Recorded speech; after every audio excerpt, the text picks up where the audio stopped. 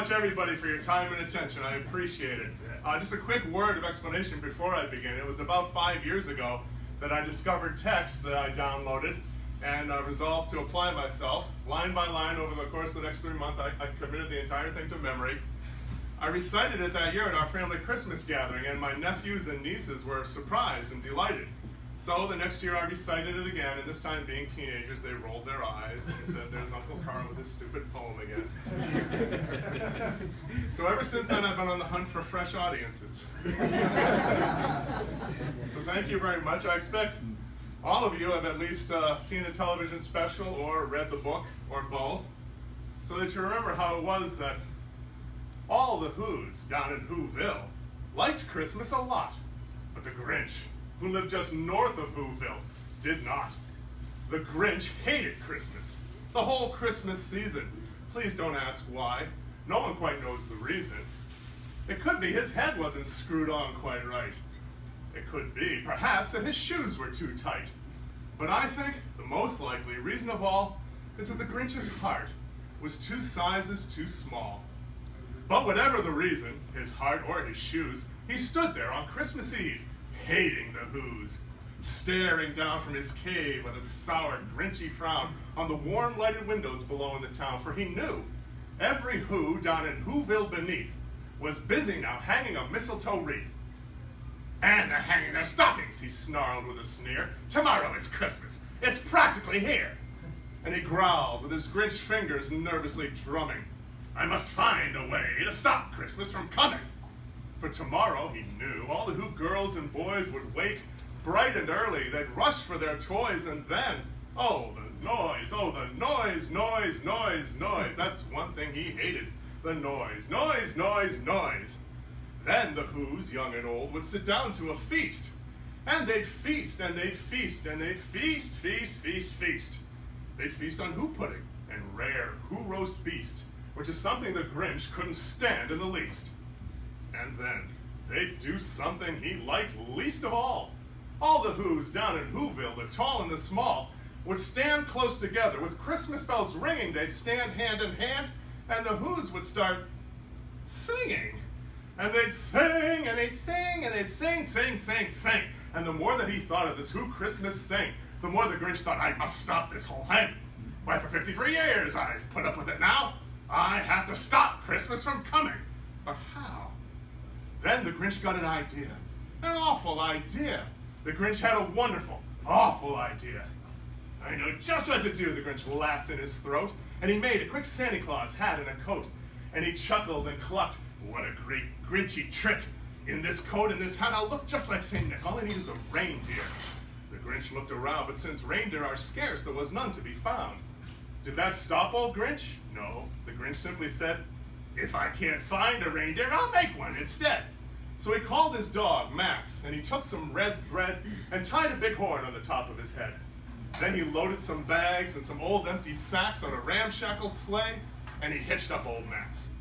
Then the Grinch cried, "Giddy up!" And the sled started down to the homes where the Whos lay a snooze in their town. All the windows were dark. Quiet snow filled the air.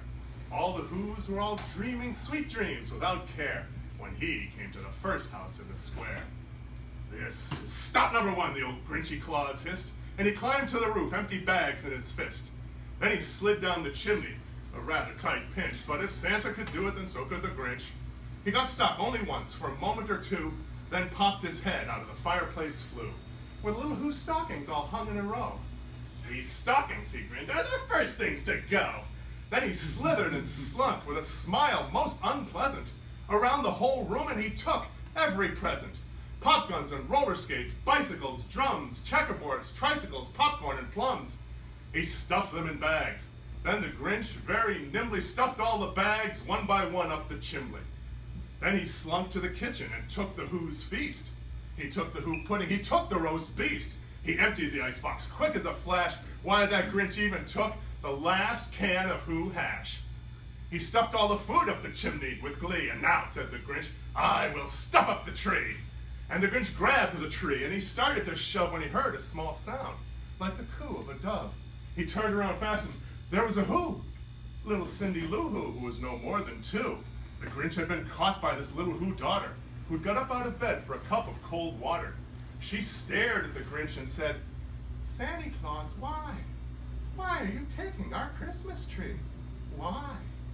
But you know, that old Grinch was so smart and so slick, he thought up a lie, and he thought it up quick. "Why, my sweet little tot," the fake Santa Claus lied, "there's a light on this tree that won't light on one side. I'm taking it back to my workshop, my dear. I'll fix it up there, then I'll bring it back here." And his spit fooled the child, and he patted her head and gave her some water and sent her to bed. And when Cindy Lou, who was in bed with her cup, the Grinch went to the chimney and he stuffed the tree up. Then went up the chimney himself, the old liar, and the last thing he took was the log for their fire. All he left on the walls were hooks, some wire. And the one speck of food that he left in the house was a crumb. It was too small for even a mouse. Then the Grinch did the same to the other Who's houses, leaving crumbs much too small for the other Who's mouses. It was 1/4 dawn. All the Who's still abed. All the Who's still a snooze when he packed up his sled. Packed it up with their presents, their ribbons, their wrappings. Packed it up with their tinsel, their trimmings and trappings. 3,000 feet up the side of Mount Crumpet, he rode with his load to the tip-top to dump it. "Pooh, pooh to the Who's," he was Grinchishly humming. "They're finding out now that no Christmas is coming. They're just waking up. I know just what they'll do. Their mouths will hang open a minute or two. Then every Who down in Whoville will all cry, boo-hoo." "That," said the Grinch, "is a sound I must hear." And he paused, and the Grinch put a hand to his ear. And he did hear a sound coming over the snow. It started in low and then started to grow, but the sound wasn't sad. The sound sounded merry. It couldn't be so. But it was merry. Very. He stared down to Whoville. The Grinch popped his eyes and he shook. What he saw was a shocking surprise. All the Who's down in Whoville, the tall and the small, were singing without any presents at all. He hadn't stopped Christmas from coming. It came. In spite of it all, it came just the same. And the Grinch, with his Grinch feet ice cold in the snow, stood puzzling and puzzling. How could it be so? It came without ribbons. It came without tags. It came without packages, boxes, or bags, and he puzzled and he puzzed till his puzzler was sore. Then the Grinch thought of something he hadn't before. Maybe Christmas, he thought, doesn't come from a store. Maybe Christmas is something a little bit more. And what happened next? Well, in Whoville, they say, that the Grinch's small heart grew 3 sizes that day. And the minute his heart didn't feel quite so tight, he whizzed with his load through the bright morning light. With a smile in his soul, he descended Mount Crumpet, cheerily blowing hoo-hoo on his trumpet. He brought back the presents, he brought back the feast, he brought everything back. And he himself, the Grinch, carved the roast beast. Welcome Christmas, bring your cheer to every Who, both far and near. Christmas Day is in our grasp, as long as we have hands to clasp. Happy holidays, everybody, and thank you very much.